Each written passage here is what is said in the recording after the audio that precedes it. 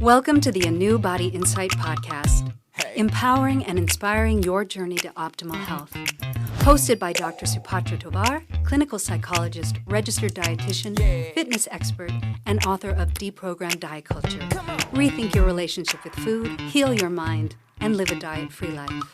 And Chantal Donnelly, physical therapist and author of Settled, How to Find Calm in a Stress-Inducing World. We follow our guests' journey to optimal health, providing you with the keys to unlock your own wellness path. Tune in and evolve with us. Hello and welcome to the ANEW Body Insight Podcast. I am Dr. Supatra Tovar, and sadly we do not have Chantal Donnelly with us today, but she is here in spirit. We are very excited to have menopause expert Lauren Chiren here with us today. Lauren is an accomplished professional dedicated to normalizing all things periods to post-menopause in the workplace and empowering individuals to thrive throughout this transformative phase. As the founder and CEO of Women of a Certain Stage, she leads a team of associates in educating large employers on menstruation and menopause while implementing systems to support and retain top talent. With a background in psychology, sports therapy, and nutrition, and a wide range of coaching certifications, including personal training, health, life, mastery, and transformational coaching, Lauren brings a comprehensive skill set to her work. She is also certified in various areas such as spinal rehabilitation, knee rehab, mental health, menopause, nutrition, first aid, and DISC, D-I-S-C, which is a personal development certification. Her membership in prestigious organizations such as the Royal Society of Medicine, the International Menopause Society, and the Association of Business Mentors further demonstrates her commitment to excellence. Lauren, we are so excited to have you here. Thank you so much. I'm looking forward to the conversation. Excellent. Well, during this podcast, it's very important for us to understand kind of your origin story. What, inspired you to get into this type of work? I know that you have a background in finance, but what led you to switching things up and creating Women of a Certain Stage? Yeah, it definitely found me. I wasn't looking to do this at all. I was senior leader in financial services. I was sole parent with a child with lifelong medical needs, so spending a lot of time sleeping in children's hospital with him and then going to work during the day and being very well supported by an amazing nanny and support, network here in Bristol in the UK. And at the time, I was just finding life's juggling act a little bit trickier. And the obvious thing was putting it down to being a sole parent, unintended sole parent, and having a child that was sick and juggling a senior career. I didn't really question it. And after a couple of years, I found myself really struggling to speak up in meetings. So I would sit in a board meeting, I'd be the only female in the room, and I would have to sip hot water to be able to relax my throat muscles enough to be able to squeak out the smallest of sentences. And other times I would look at a colleague who had headhunted and I would be, I know her name. And I couldn't remember somebody's name, someone that I had worked with for years. And there were just little things like that. There was one time I nearly passed out in front of someone's office. I'm standing in front of 400 seat open plan office, waiting to go into a meeting with the finance director. And the next thing I know, the room is just moving around me. And before I know it, I'm lying on the floor with my feet in the air, which is hysterical because I was wearing a skirt suit and high heels. You can just picture the scene and 400 colleagues looking at me. And one of my colleagues happened to be a part-time paramedic outside of work. So thankfully, he was standing there, caught me, put me in that recovery position. And I was like, okay, something is seriously wrong. So after about 18 months of not feeling quite right, I decided that I didn't want to be seen as weak or vulnerable at work. I was worried I had early-onset dementia. I thought I'd have to get someone to bring up my son. And I left work. And then I found it was just menopause. It was just a premature menopause at 37. Oh my goodness. So it really hit you hard and it hit you early. And that must have been very disorienting. And I'm so sorry to hear about your son and his struggles, and I hope that he's doing well. But that must have been a big jolt. And so kind of walk me through how you quit your job, found out it was menopause, and then how did that lead you into what you're doing today? Well, I genuinely thought that if my colleagues thought I wasn't up to the job, that I would be on a performance plan or something else would happen. And I didn't want to be that person. I didn't want to be seen as weak and vulnerable. I'd been headhunted for my job. And I left because I just thought I need to get out of here while I've still got enough of my ability, my mental ability to make decisions and figure out how I can find someone to bring up my son. So I went to my doctor initially and he said, really, this was before I left work. And he said, look, you really need some time off. You've just had a new baby. You've become a sole parent unexpectedly. You're running a senior leadership role. You don't have a support network. You need to take some time off. This is why these companies have, these policies to support people to get back on their feet. And I was, no, don't want to do that. I don't want to do that. And he's like, you need a month off. And I was like, oh no, I've never taken a day off since I was 14. I'm not going to take a month. We negotiated in a week and he signed me off with low mood. He said, you're not suffering from depression. You don't have the signs of depression. He goes, you're stressed. And he turned around and he said to me, Lauren, if you carry on the way you are, working the hours you're doing, looking after your son and all the other things that I was doing at the time, he goes, you're going to burn out and you'll end up in hospital. And then who's going to look after your son? And that got my attention. So long story short, I eventually left work. I left my job and two more doctor's appointments. He did a set of blood tests and they came back showing very high follicle stimulating hormone both times. He questioned me about when my last period was, and we realized I hadn't had one since I'd had my son. But I'd fed my son for a year when I first had him, and then I'd been on contraceptive pill that meant it masked my periods, and then I hadn't been on the pill for a while because various things had been going on. And I was like, oh, I actually haven't had a bleed since I had my son.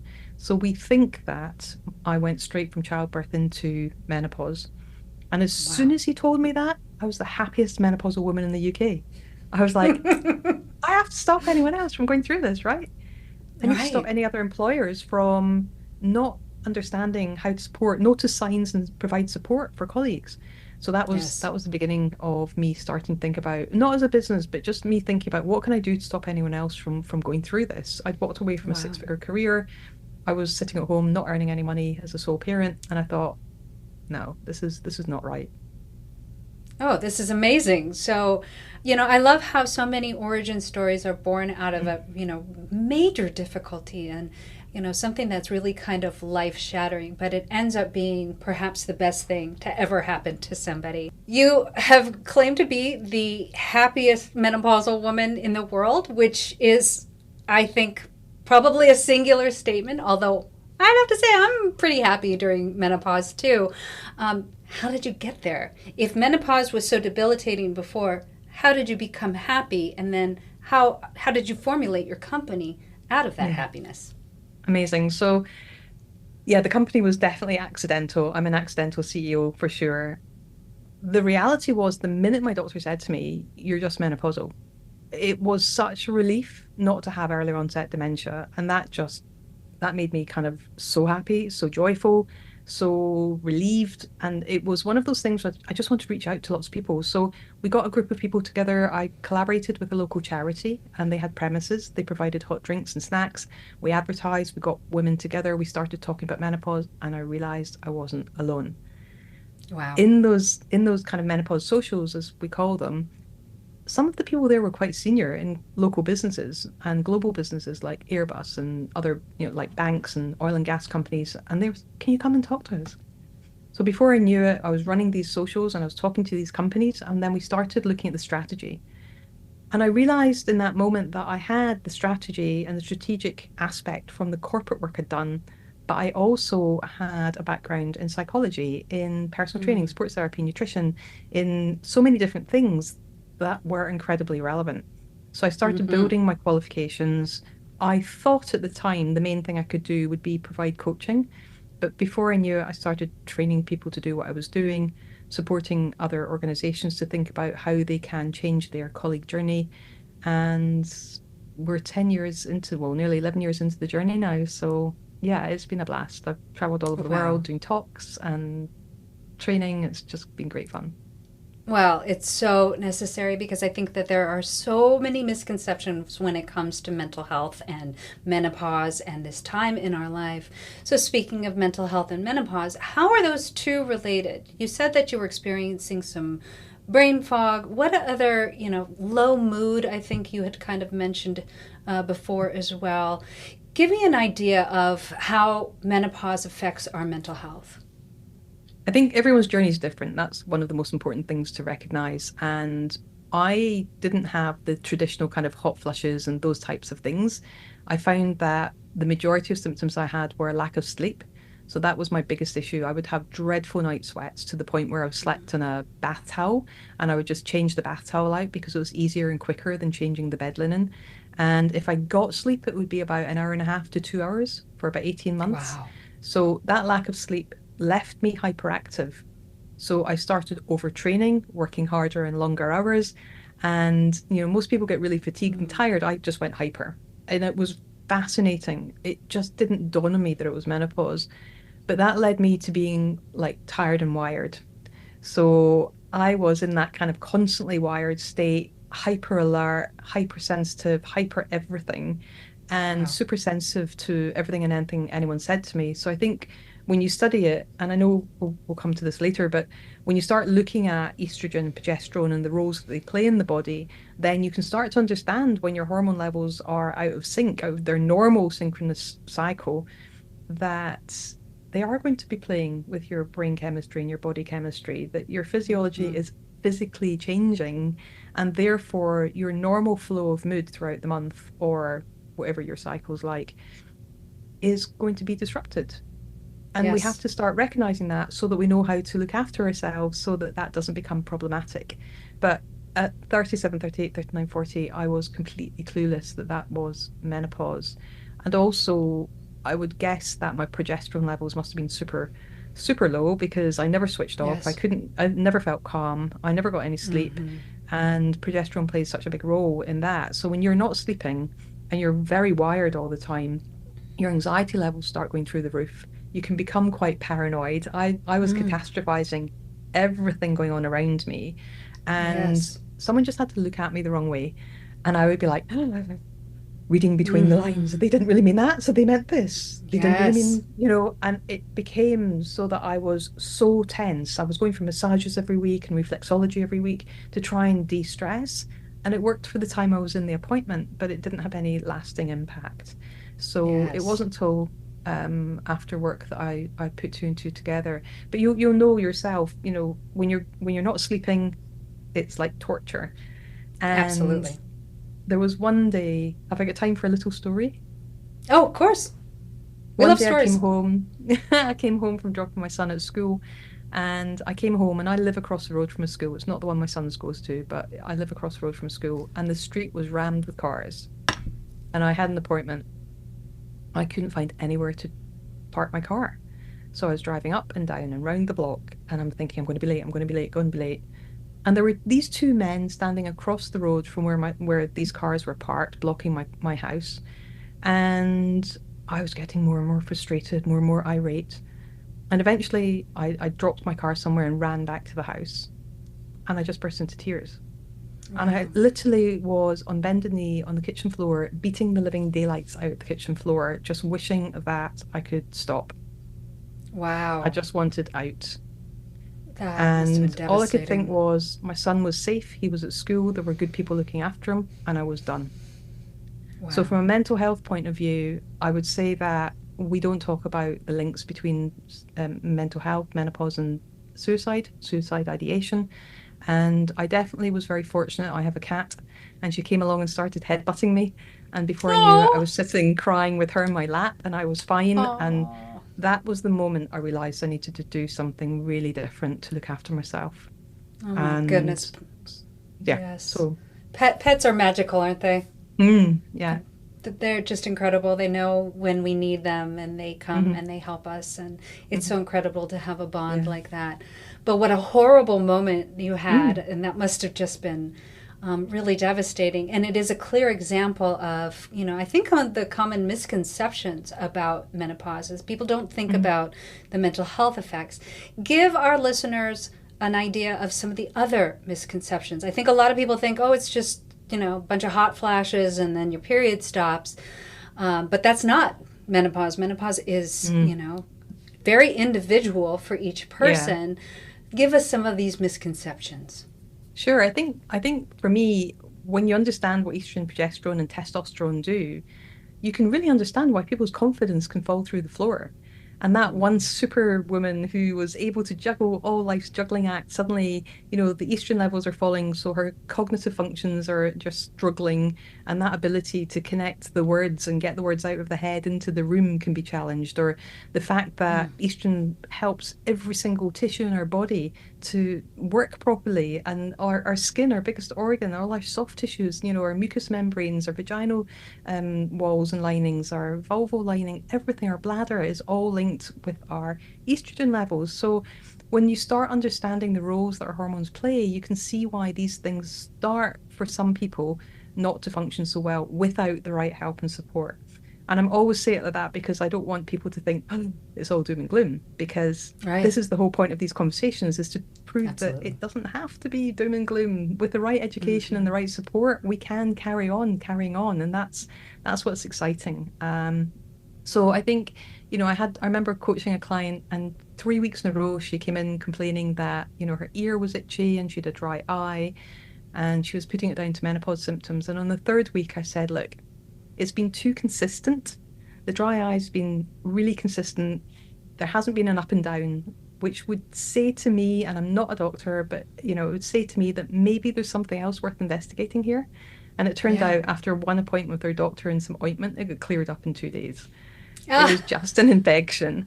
So we have to be open to, getting these things checked out and listening to our bodies and not putting everything down to it. But that kind of, becoming sensitive to certain foods or, gut issues, bowel issues, lots of things can be linked back to our experience of menopause. Wow. Well, it's really interesting to note that it is a difference in the variation of our hormones, primarily testosterone, progesterone, and estrogen. So with your symptoms, where were you in terms of your hormones? Low estrogen, low progesterone, low everything? We don't know, because I was never tested. I was just tested for FSH. So we never really went into it. It was just a case of, well, you're the guidelines in the UK are, if you're under 45, you go on to hormone replacement therapy until you're the average age of menopause, which in the UK is 51. I tried HRT. It made me very, very sick. And I unfortunately didn't know back then what I know now about HRT. I might have made a very different decision. So I literally had it for a very short time, but that was just enough for me to get back, like, feeling my old self. I'm probably much more confident now than I've ever been in my life. So yeah, it's life the other side of menopause is very, very, very, very good and different.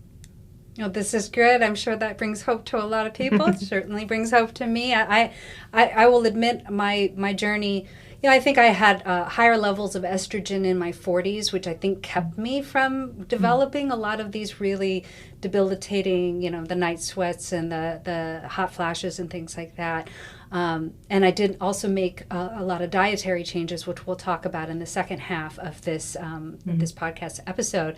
But give me an idea of, the work that you're doing out in the workplace. You're working with employers so that they can support women better. And I think this is, oh my goodness, so vital, because I don't think a lot, everything's primarily still, a lot of male-driven industries, and they don't have an understanding of this time.